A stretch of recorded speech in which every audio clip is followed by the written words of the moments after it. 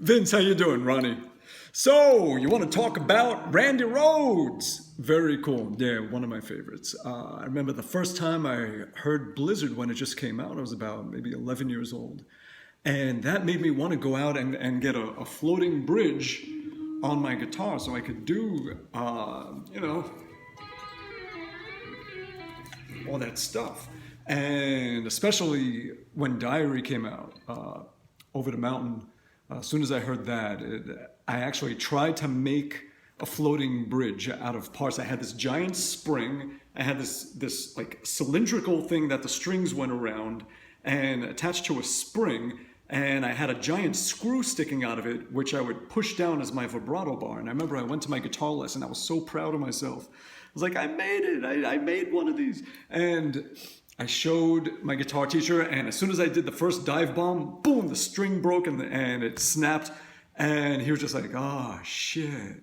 And I was just all teary-eyed, and it was very traumatic. So, but Randy, the way he incorporated real guitar classical music, anything from the verses of Revelation to D, of course, to Goodbye to Romance, to, I mean, so many things, the intro to Diary, all of that. He was really bringing in not just classical music, but classical guitar into metal and brought the two together, and nobody made it work the way he did.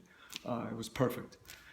And actually, when they reissued those first two albums, I did an article for Music Radar. I just went and found it.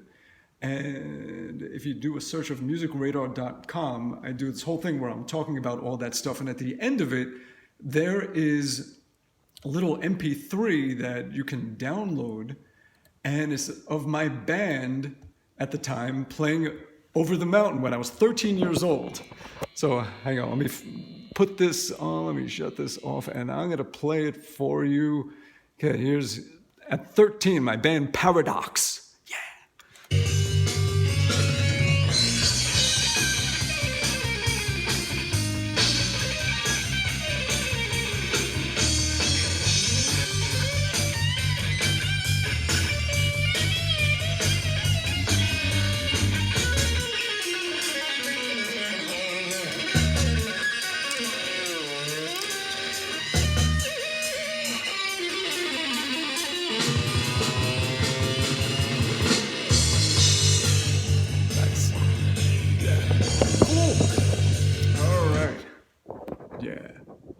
So there you go. Yes, Randy Rhoads. Who knows what he would have done had he stuck around a little bit longer.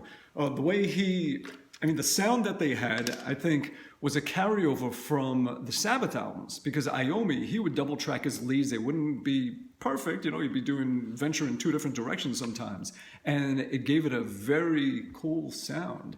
And Randy double tracking, more than double tracking, I believe, a lot of his stuff and the solos, and it created that same kind of thing. Like, for example,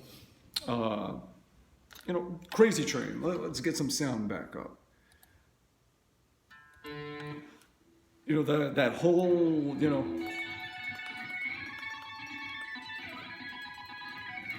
that thing. I think it was really just going.